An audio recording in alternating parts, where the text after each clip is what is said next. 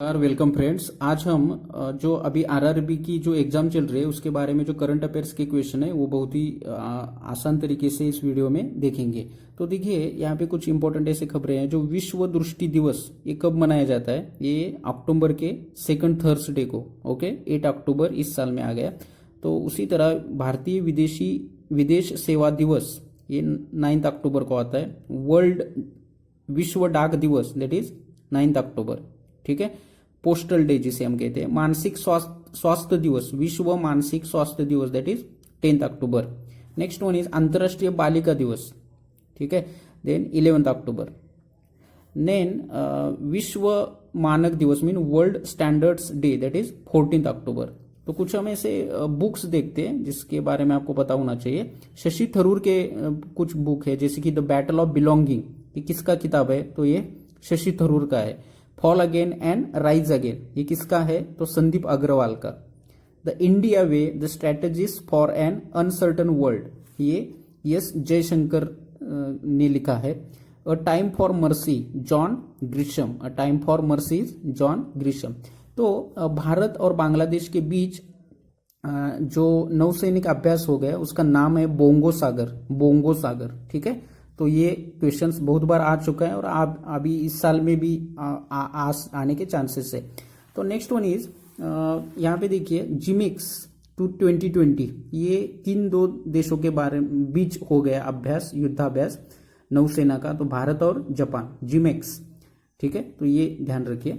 Then 51 Bharat का 51st अंतर्राष्ट्रीय film महोत्सव कहाँ पे होना है? वो है गोवा में, ठीक है। तो ये इंडेक्स आप नंबर भी याद रखिए और प्लेस भी याद रखिए। उसके बाद यहाँ पे देखिए आयुर्वेदिक शिक्षण एवं अनुसंधान संस्थान की स्थापना कहाँ पे होने वाली है? वो जामनगर में होने वाली है, ठीक है। तो ये आपको पता होना बहुत जरूरी है। नेक्स्ट वन पीडी वाघेला जो ट्राई के नए चेयरमैन है, ठीक है। ट्राई के नए चेयरमैन कौन है? पीडी वाघेला। तो ट्राई का फुल फॉर्म बताइए। ट्राई का फुल फॉर्म है telecom regulatory authority of India. इसकी स्थापना कब हुई थी ये भी आपको पता होना चाहिए, 1997 में। Next one is Harivansh Narayan Singh Rajya Sabha के उपसभापति पूर्व निर्वाचित है। तो ये आपको पता है।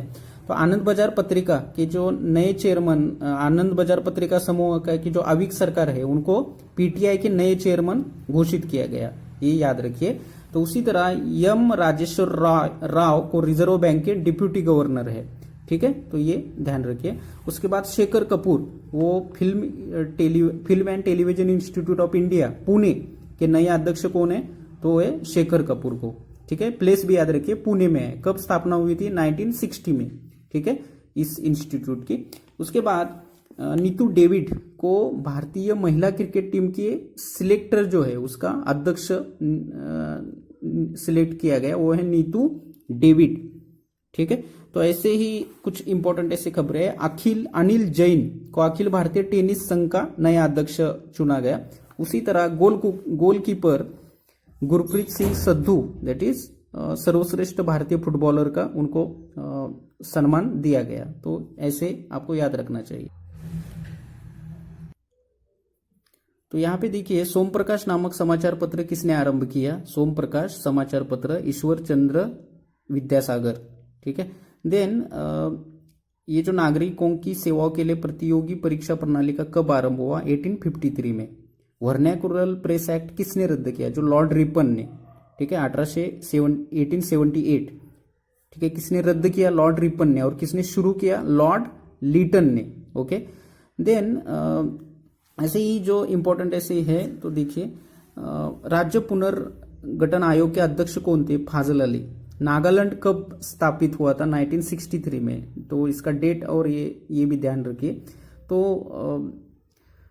अंतर्गत राज्यों का सृजन भारतीय संविधान के अनुच्छेद 3 के अंतर्गत होता है। तो इंद्रजीत गुप्ता समिति किसके लिए बनी थी? तो चुनाव खर्च हेतु सार्वजनिक कोष व्यवस्था, मतलब चुनाव इलेक्शन में रिफॉर्म जो है उनके बारे में इनका स्थापना हुई थी, ठीक है।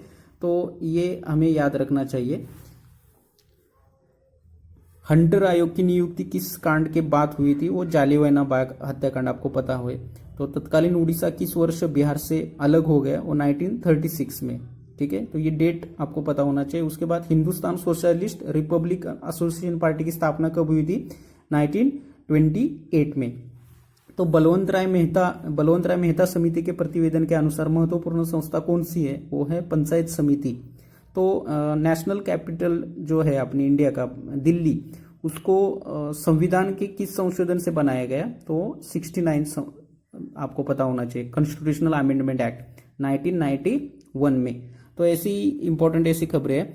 तो देखिए, भारत में अव्यवस्थित होने वाला पहला राष्ट्रीय उद्यान कौन सा है? मतलब first national park in India, that is Jim Corbett राष्ट्रीय उद्यान, जिसे वो है रामनगर, नैनीताल, उत्तराखंड में। तो महाराष्ट्र का राज्य पक्षी कौन है? हरियाल। ये कभी कभी ऐसे क्वेश्चन आ जाते हैं, तो ये भी आपको याद रखना चाहिए। तो भगत भवानी मंदिर नामक पुस्तक किसने लिखी है? तो ऐसे इतिहास के जो प्रश्न आज है वो देखिए, वो बारेंद्र कुमार घोष ने लिखी है।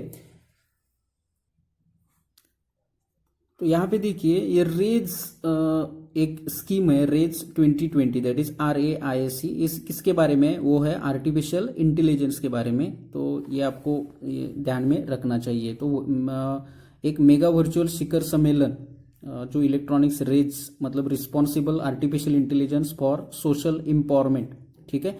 तो इसका संपन्न, इसका जो ये है, तो ये आपको पता होना चाहिए। उसके बाद ये कुछ है, हिंदी, कश्मीरी व डोगरी भी अभी जम्मू कश्मीर की क्या ऑफिशियल लैंग्वेज बनाई गई है, ठीक है, उर्दू और अंग्रेजी के साथ। Total languages are 5, that is Hindi, Kashmiri, Dogri, Urdu and English, ठीक है। तो ये आपको पता होना चाहिए। तो देखिए, बिहार का जो अभी इलेक्शन हो गया, विधानसभा का इलेक्शन, उसमें 3 फेज में उसका इलेक्शन कंडक्ट हो गया, ठीक है। तो ये एक क्वेश्चन आ सकता है इसके बारे में। तो देखिए, ब्लू फ्लैग एक आपको पता होना चाहिए कि इंडिया के जो 8 बीचेस है, 8 बीचेस को ये सम्मान मिल गया। तो ये ब्लू फ्लैग आपको पता होना चाहिए। वो किन किन को मिला? तो देखिए, तो इसमें ओडिशा का गोल्डन तट है, तो उसके बाद गुजरात का शिवराजपुर, केरल का कप्पड़, आंध्र प्रदेश का ऋषिकोंडा, कर्नाटक का पादुबिद्री वो कासरकोड, अंडमान निकोबार का राधानगर तथा दमन एवं दीव का घोघला तट। तो ये कुछ ऐसे ब्लू फ्लैग इनको नॉमिनेट किया गया। बीचेस है, क्लीन बीचेस के बारे में, तो ये आपको पता होना चाहिए। तो ये कौन देता है? तो फाउंडेशन फॉर इन्वायरमेंटल एजुकेशन के द्वारा इनको सिलेक्ट किया जाता है, ठीक है। तो अभी देखिए, प्रधानमंत्री श्री नरेंद्र मोदी को 4थी बार टाइम पत्रिका की विश्व के सर्वाधिक प्रभावशाली व्यक्तियों में स्थान दिया गया, ठीक है। तो उसके अलावा किन लोगों को दिया, ये भी आपको पता होना चाहिए। इनमें से कुछ है सुंदर पिचई, गूगल की CEO। उसके बाद जो अपने आयुष्मान खुराना है, त्यानंतर बिल्किस बानो। तो ऐसे कुछ है जो आपको याद रखना चाहिए। टोटल 5 लोगों को अभी टाइम्स के प्रभावशाली व्यक्तियों में स्थान दिया गया है। तो ऐसे ही कुछ खबरों के लिए ये वीडियो आप ज़्यादा से ज़्यादा देखिए। तब तक के लिए थैंक यू।